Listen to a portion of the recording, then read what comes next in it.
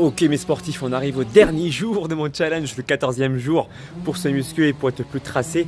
J'ai vraiment pas beaucoup de temps aujourd'hui, coaching, préparation de programme et tout ça. Je vais m'échauffer 5 minutes, faire mes 15 minutes habituelles de fractionner, 20 secondes, j'y vais à fond et 20 secondes de récupération, pas plus, un quart d'heure, je rentre, je prends une douche, je me change.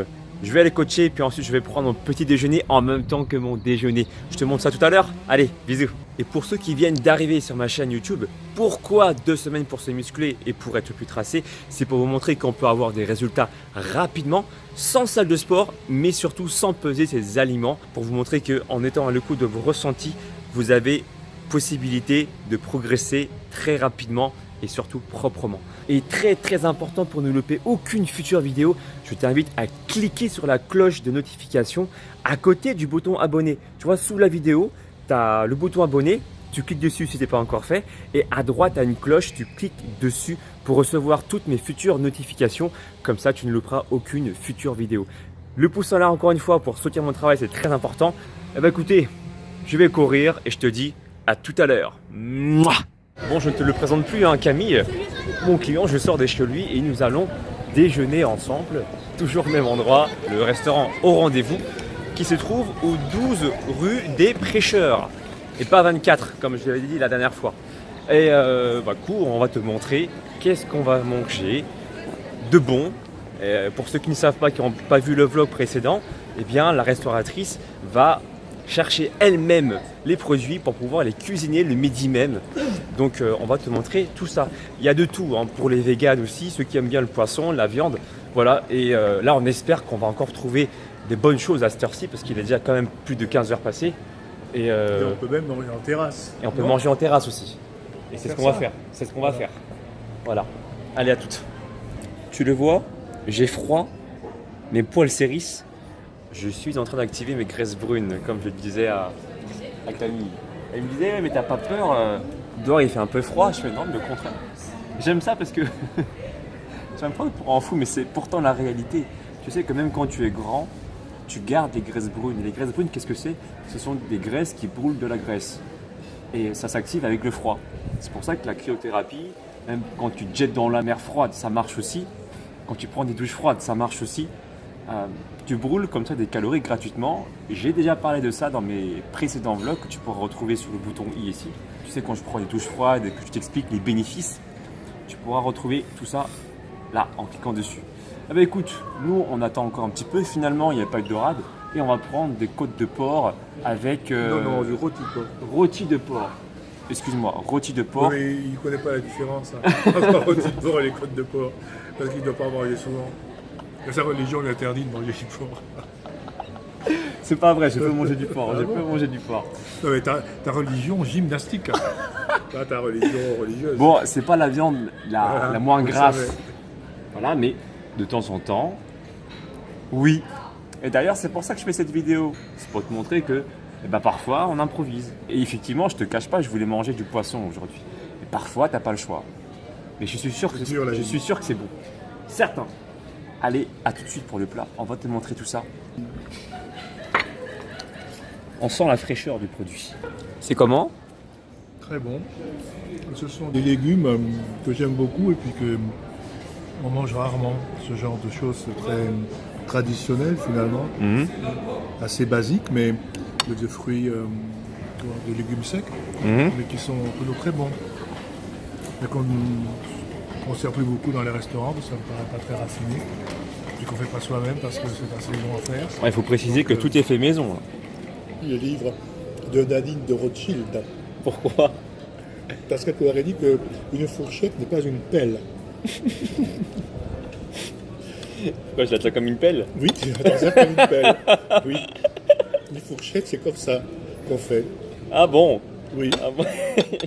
D'accord, mais voilà. Comment je prends le riz du coup comme ça? Tu te débrouilles. Ah, j'ai une idée. Parce que tu crois que les Chinois, avec les baguettes, c'est facile aussi de prendre le riz. Ah ben oui, bravo. Comment veux-tu prendre le riz comme ça? Comme ça. Comme ça, comme tu prends le reste, comme ça. Là, comme et ça. Et voilà. Mais tu t'entraînes. C'est concave. Concave. Oui. Voilà. t'as qu'à t'entraîner, hein, tu vois, on s'entraîne à tout, à la gymnastique, etc. Mais regarde, là, ça rentre plus. Mais ça ne se fait pas, je regrette. Alors, soit tu veux être vulgaire, dans ce cas, bon, enfin, je pensais qu'on était entre gens chics. Je veux être classe. Non, Et je veux dire bonne tu dégustation. n'utilises pas la fourchette comme une pelle. Mais écoutez, les sportifs, ça sera mon nouveau challenge qui va durer 14 jours. Comment manger du riz sans prendre la cuillère, La fourchette comme une pelle. Oui. Mes sportifs, j'avais envie de vous dire une chose importante. Vous le savez, je le dis souvent dans mes vlogs précédents, prenez le temps de bien mâcher les aliments. Si vous êtes avec une personne, de bien parler avec la personne pour déjà d'une part sociabiliser et deuxièmement pour que le temps passe plus vite. Vous savez, il faut à peu près 20 minutes pour que une bactérie de votre intestin produise une protéine et cette protéine serait à l'origine en partie du niveau de satiété, du niveau de satiété que vous ressentez au bout de 20 minutes. Et pour le coup, comme vous voyez, nos assiettes ne se sont pas vidées.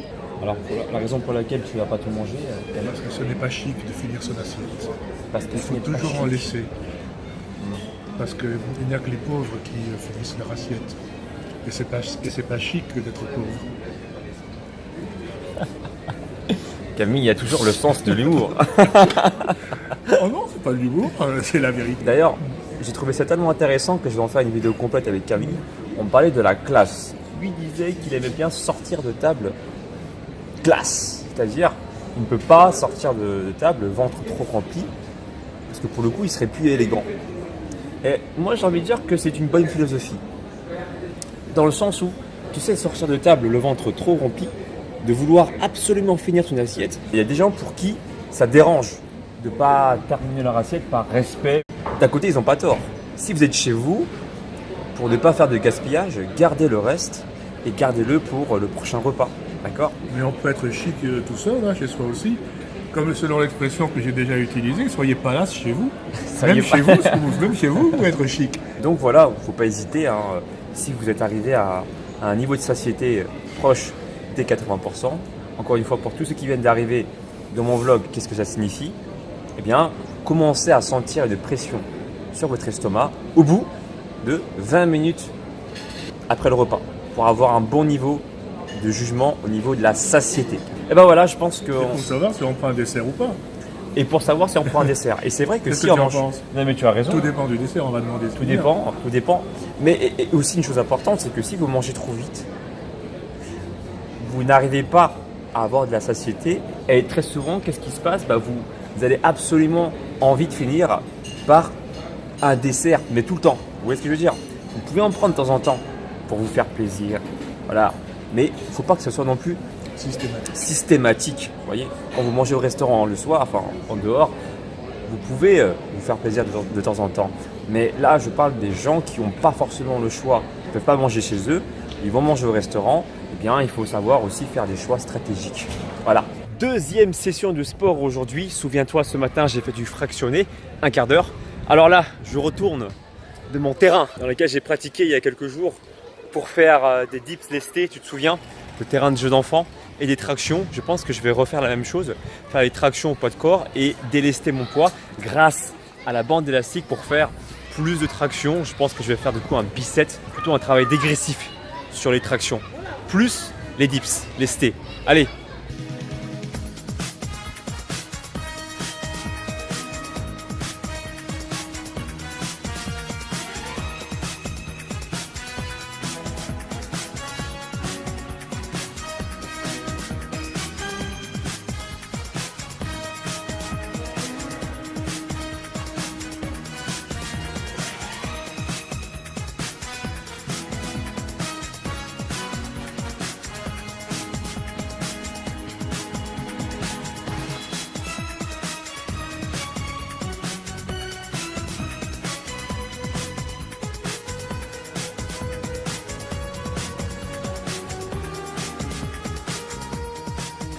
Programme terminé, on a dû improviser un petit peu.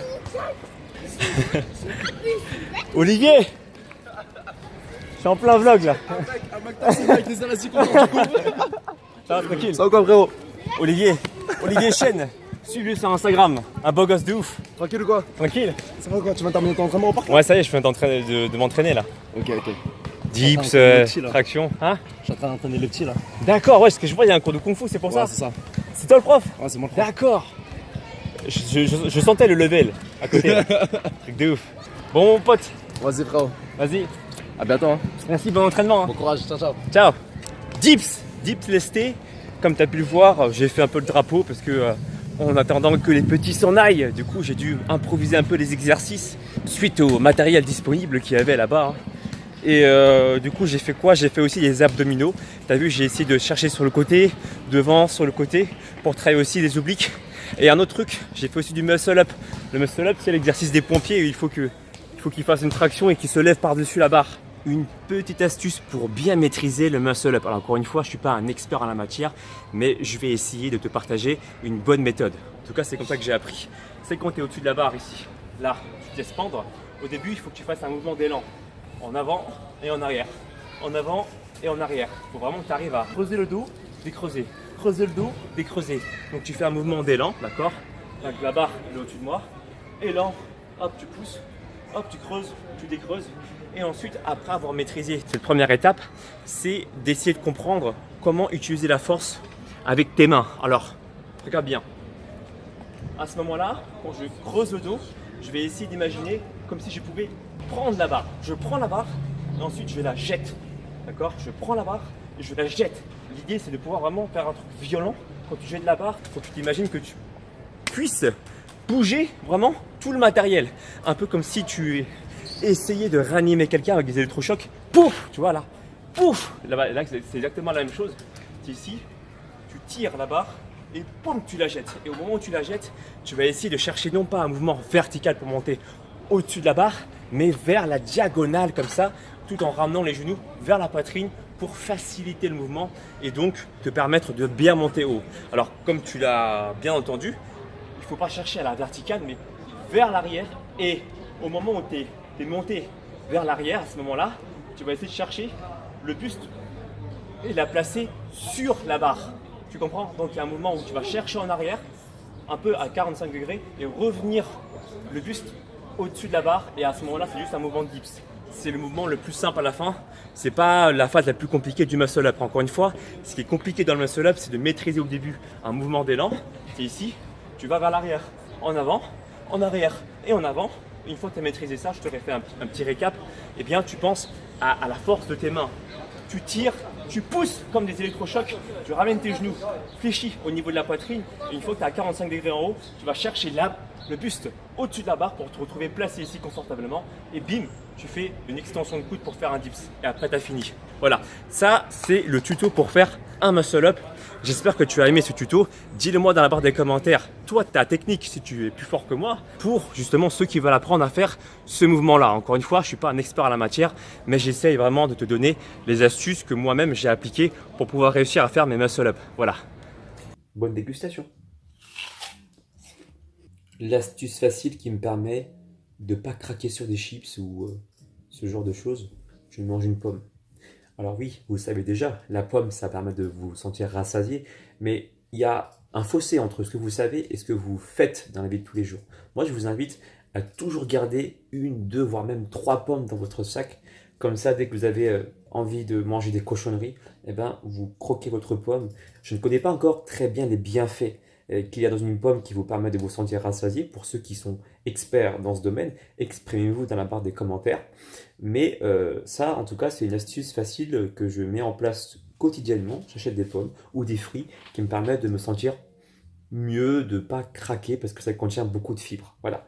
Ma petite collation, je vais prendre également quelques amandes et puis je vous dis à ce soir pour mon repas. Allez, bisous! Dernier repas de la journée. Est-ce que tu as remarqué aussi que je me suis affûté un peu au niveau du visage depuis ces 14 jours d'entraînement intense et de nourriture bien contrôlée sans peser les aliments? Alors ce soir, je me fais plaisir avec des petits raviolis. Voilà. Et puis en plat principal, j'ai choisi de prendre du poisson sky avec des légumes. Je te montre ça dans un instant. Alors au menu, comme d'habitude, des légumes pour t'apporter des fibres, un peu de vitamines, de minéraux. Et là, j'ai un chapeau surprise. Alors qu'est-ce que c'est? Qu'est-ce que c'est? Du poscaille, filet de poisson sur plaque chauffante. Je vais goûter et je vais vous dire ce que j'en pense. Vraiment, attends, les légumes.